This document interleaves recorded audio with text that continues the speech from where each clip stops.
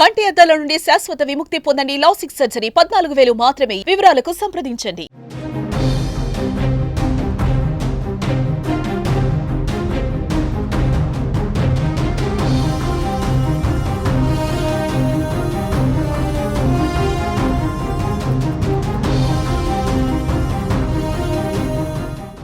తెలుగు రాష్ట్రాల్లో మరోసారి భారీ వర్షాలు కురిసే అవకాశం ఉంది.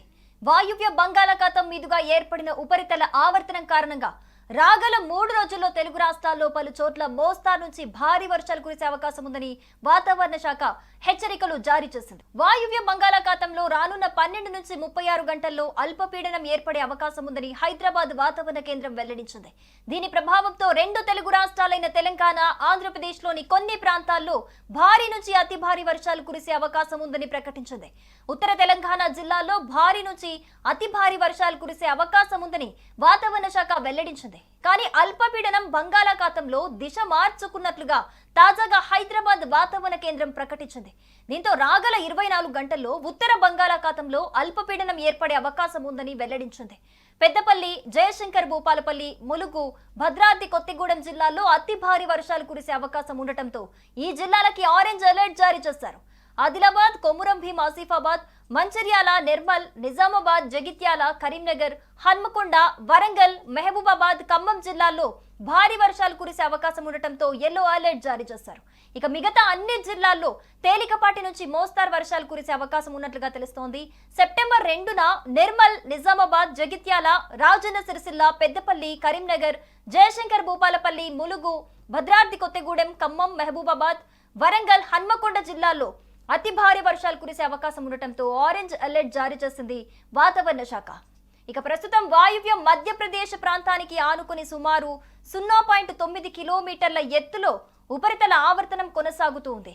ఇదే ఉపరితల ఆవర్తనం రేపటి నాటికి వాయువ్య బంగాళాఖాతంలో అల్పపీడనంగా మారే అవకాశం ఉందని విశ్లేషకులు అంచనా వేస్తున్నారు. వాతావరణ శాఖ నివేదిక ప్రకారం శ్రీకాకుళం, విజయనగరం, పార్వతీపురం, మన్యం, అల్లూరి సీతారామరాజు, విశాఖపట్నం, అనకాపల్లి, కాకినాడ, ఏలూరు జిల్లాల్లో మోస్తారు నుంచి భారీ వర్షాలు కురిసే అవకాశం ఉంది. కోనసీమ, తూర్పు, పశ్చిమ గోదావరి, కృష్ణా, గుంటూరు, ఎన్టీఆర్ జిల్లాల్లో కొన్ని చోట్ల తేలికపాటి నుంచి మోస్తారు వర్షాలు పడొచ్చని అంచనా వేస్తున్నారు. ఇక మిగిలిన జిల్లాలో 1-2 చోట్ల తేలికపాటి వర్షాలు కురిసే అవకాశం ఉంది. అటు కామారెడ్డి జిల్లాలో సెప్టెంబర్ 2 నుంచి భారీ వర్షాలు కురిసే అవకాశం ఉన్నందున ప్రజలు అలర్ట్ గా ఉండాలని కలెక్టర్ ఆశిష్ సంగ్వాన్ అన్నారు. ఎలాంటి అవాంఛనీయ ఘటనలు జరగకుండా అధికారులు ముందస్తు చర్యలు చేపట్టాలని కూడా ఆయన ఆదేశించినట్లుగా తెలుస్తోంది. ఇక ప్రజలు అధికారులకు సహకరించాలని కూడా కలెక్టర్ కోరినట్లుగా సమాచారం అందుతోంది.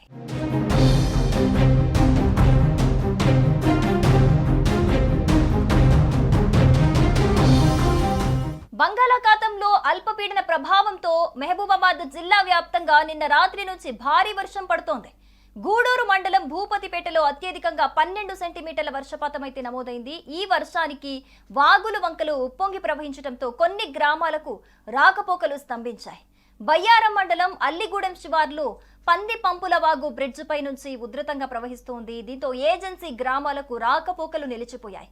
అదేవిధంగా గార్ల మండల కేంద్రం శివార్లో లో లెవెల్ బ్రిడ్జ్ పై నుంచి పాకాల వాగు ప్రవహించడంతో మద్దివంచ, రాంపురం గ్రామాలకు అక్కడ రాకపోకలు నిలిచిపోయినట్లుగా తెలుస్తోంది.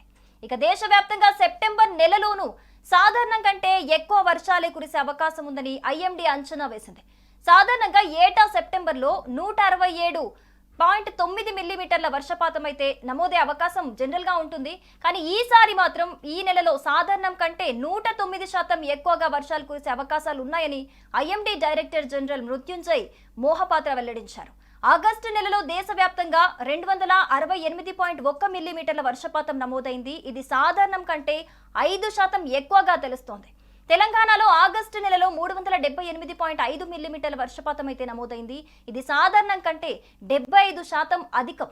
అలాగే జూన్ 1 నుంచి ఇప్పటి వరకు 720.6 మిల్లీమీటర్ల వర్షపాతం నమోదైంది. ఇది 66% అధికమని ఐఎండీ వెల్లడించింది.